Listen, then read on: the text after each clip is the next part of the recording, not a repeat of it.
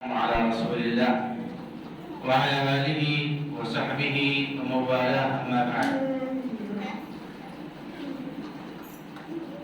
أعوذ بالله من الشيطان الرجيم. ومن أعرض عن ذكري فإن له معيشة ضنكا ونحشره يوم القيامة أعمى قال ربي لم حشرتني أعمى وقد كنت بصيرا.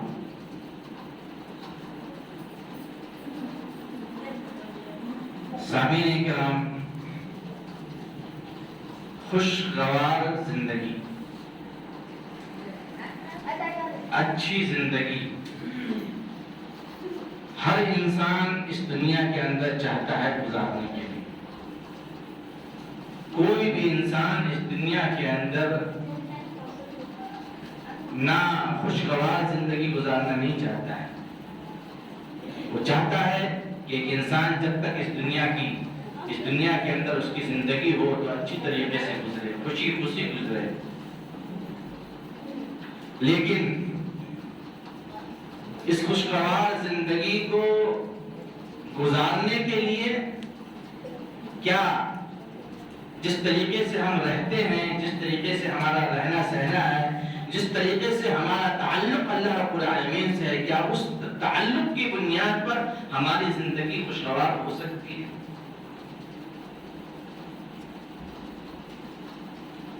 اللہ رب العالمین نے ایک ایسی زندگی کا جو زندگی اس دنیا سے گزار کر کے آخرت میں جائے گا، ایک ہلکا سا نقشہ کھینچا ہے کہ اگر ایسی کوئی زندگی گزار کر کے اس دنیا سے آخرت میں جاتا ہے تو اس کو جنت ملنے والی نہیں ہے.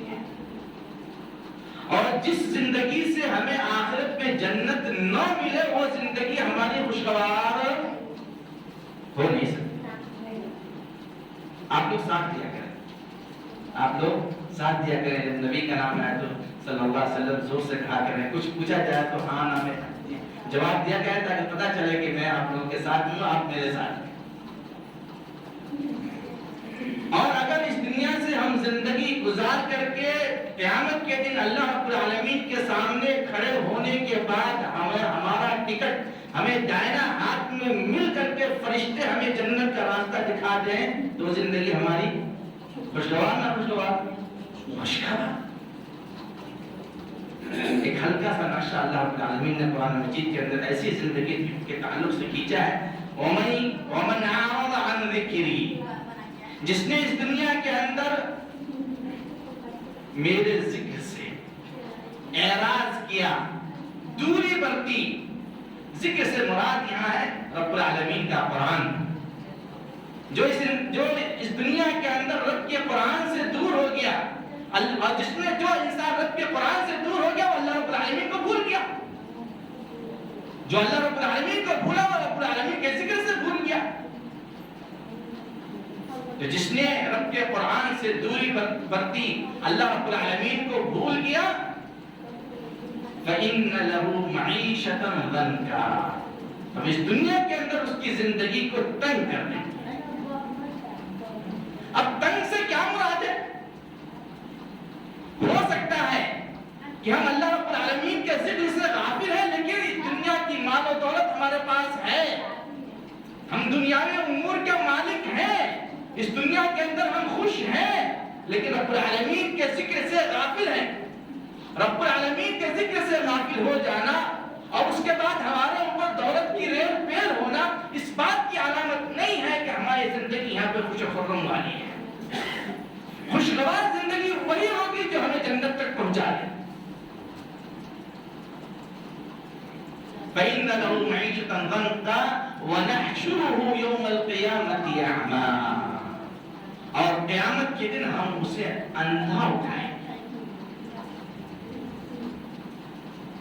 اگر ہم نے اس دنیا کے اندر رب کے قرآن سے اعراض کیا تو قیامت کے دن جو ہمیں اٹھایا جائے گا قبر سے تو ہماری آنکھیں جو اس دنیا کے اندر دیکھ رہی ہیں، نعمتوں کو دیکھ رہی ہیں، سرسبز و شادابی کو دیکھ رہی ہیں، ہریالی کو دیکھ رہی ہیں، دنیا کی رنگینیوں کو دیکھ رہی ہیں، لیکن اب قیامت کے دن اٹھیں گے تو ہماری آنکھوں کی بینائی ختم ہو چکی ہوگی. اس وقت ہم اللہ رب العالمین سے سوال کریں گے، قال رب لم حشرتنی اعمی، اے پاک پروردگار تو نے مجھے اندھا کیوں؟ वक़द कुन्तु बसीरा, दुनिया के अंदर तो मैं देख रहा था। रब की तरफ से जवाब आएगा, क़ाल कज़ालिका अततका आयातुना फ़नसीतहा व कज़ालिका अल-यौम तुनसा। ऐ मेरे बंदे, इस दुनिया के अंदर तेरे सामने रब की निशानियां आई थी, रब की आयतें आई थी, रब का कुरान आया था, रब का डराने वाला आया था, लेकिन तू भूल गया। दुनिया के अंदर तू मुझे भूला तो मैं क़यामत के दिन तुझे भूलूंगा। तो अगर हम इस दुनिया के अंदर रब्बुल आलमीन को भूल जाएंगे तो क़यामत के दिन अल्लाह रब्बुल आलमीन भी हमें भूल जाएगा। और दूसरी जगह रब ने फरमाया, वमन यअशु अन ज़िक्रिर रहमानि नुक़य्यिद लहू शैतानन फहुव लहू क़रीन। जो इंसान इस दुनिया के अंदर रहमान के जिक्र से गाफिल हो जाएगा, शैतान उसका दोस्त बन जाएगा। हमारे पास दो ही रास्ते हैं, या तो रहमान का रास्ता है या शैतान का रास्ता है। अगर रहमान से गाफिल हुआ तो शैतान ने हमको, रब फरमाता है जो इंसान रहमान के जिक्र से गाफिल हुआ, शैतान, हम उसके ऊपर शैतान मुसल्लत कर देते हैं। नुक़य्यिद लहू शैताना, शैतान उसका, हम उसके ऊपर शैतान मुसल्लत कर देते हैं। फहुव लहू क़रीन, और वो शैतान उसका साथी बन जाता है। और सामीन किराम, जिस इंसान का साथी दोस्त शैतान बन जाए, फिर वो अल्लाह रब्बुल आलमीन के जिक्र से गाफिल ही रहेगा। और फिर कैसे पता चलेगा, कैसे पता चलेगा कि हमारे साथ शैतान भी है? कैसे मालूम होगा? इसका जवाब भी रब्बुल आलमीन अगली आयत में दे रहा, वइन्नहुम लयसुद्दूनहुम अनिस सबील वयहसबून अन्नहुम मुहतदून। ये शैतान जो आपका साथी बन रहा है, वो आपको सीधे रास्ते से रोकेगा, भलाई के कामों से रोकेगा, नेकी से रोकेगा, नेकी की तरफ जाने से रोकेगा। और इंसान सोचेगा, यहसबून अन्नहुम मुहतदून, मेरे अंदर कोई कमी नहीं है, मैं तो हिदायत याफ्ता हूँ। कुरान की तिलावत उससे नहीं, पांच वक्त नमाज उससे नहीं, फिर भी इंसान सोचता है कि मैं हिदायत याफ्ता हूँ, क़यामत के दिन मुझे जन्नत का टिकट मिलने वाला है। उसी पस मंजर में है अली रज़ियल्लाहु ताला अन्हु ने 4 चीजें बतलाई हैं। अगर एक इंसान के पास 4 चीजें हो जाएं तो इंसान की जिंदगी खुशगवार हो सकती है और दुनिया और आखिरत की भलाई हो सकती है। सिर्फ 4 चीजें। नंबर 1, तक़वा। किसी इंसान के अंदर तक़वा पैदा हो जाए, और तक़वा कहते किसे है? जो इंसान मुत्तकी बन जाएगा, उसके अंदर तक़वा आ जाएगा, वो अल्लाह रब्बुल आलमीन की हराम करदा चीजों से दूर हो जाएगा। ये कसौटी है। हम अपने आप को खुद परख सकते हैं। अगर हम अपने नफ्स से पूछें कि हम मुत्तकी हैं या नहीं है, तो आपका नफ्स से पूछ लें, आपका नफ्स जवाब देगा कि फला फला हराम काम से तुम रुके थे, फला फला गुनाह के काम से रुके थे। अगर हराम काम से, तमाम हराम काम से रुक गए तो समझ लीजिए कि तक़वा आपके अंदर आ गया और आप मुत्तकी बन गए और मुत्तकियों की लिस्ट में आपका शुमार हो गया। तो पहला स्टेप है आपकी खुशगवार जिंदगी का कि आप मुत्तकी बन जाएं और रब्बुल आलमीन से दुआ करें कि अल्लाह रब्बुल आलमीन आप हम सबको मुत्तकी बनाए। भैया आमीन। मुत्तकी इतना आसान काम नहीं। दूसरी चीज, हुस्ने खुल्क, अच्छा अखलाक। इस इंसान के अंदर अच्छा अखलाक आ गया, समझ लो उसने दुनिया की सारी दौलत लूट ली और आखिरत की दौलत भी लूट ली। अच्छे अखलाक की बुनियाद पर आप माशरे में अच्छी जिंदगी गुजार सकते हैं। और अगर आपका अखलाक अच्छा नहीं है तो आपके माशरे में आपकी जिंदगी अचीरन हो जाएगी। और तीसरी चीज है हिल्म, बुर्दबारी। बुर्दबारी किसे कहते हैं? ये बुर्दबारी कहते हैं कि आप अपनी बुर्दबारी की बुनियाद पर, अपने हिल्म की बुनियाद पर, अपने इल्म की बुनियाद पर आप किसी नादान से जिहालत को दूर कर दें। मान लीजिए आप कहीं जा रहे हैं, कोई नादान बेचारा ऊट पटांग बोलने लगा, तो ऐसी सूरत में उस वक्त आपको अपने गुस्से को बर्दाश्त करना है और बड़ी ही बुर्दबारी से उसका जवाब देना है। ये नहीं कि ईंट का जवाब पत्थर से देना शुरू कर दिया, तो ये बुर्दबारी नहीं है। بردباری ہے کہ آپ تحمل کریں، برداشت کریں. اور چوتھی اور آخری چیز جس سے ہم سب ناراض، ہم سب نالا ہیں اور کہتے ہیں نہ کھاؤ تو بھی پریشانی، کھا لو تو بھی پریشانی.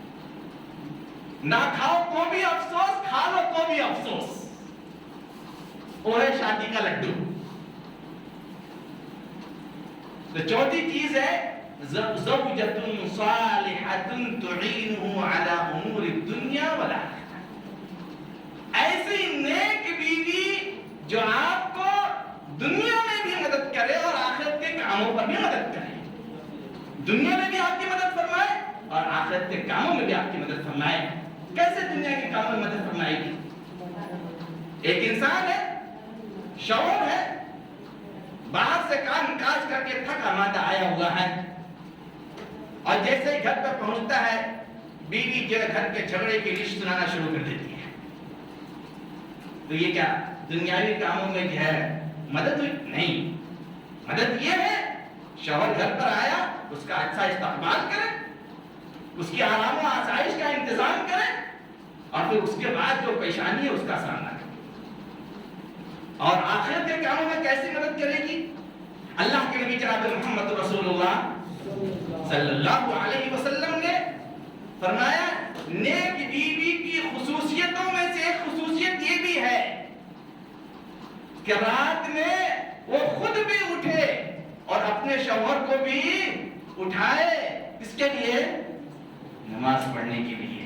اللہ رب العالمین سے دعا ہے کہ رب العالمین ہمیں نیک کام کرنے کی توفیق عطا فرمائے، نیکی کے کاموں میں آگے بڑھنے کی توفیق عطا فرمائے. الہ العالمین ہمیں اس دنیا کے اندر خوشگوار زندگی گزارنے کی توفیق عطا فرمائے. الہ العالمین ہمیں کتاب و سنت کے مطابق اپنی زندگی گزارنے کی توفیق عطا فرمائے. وآخر دعوانا الحمدللہ رب العالمین.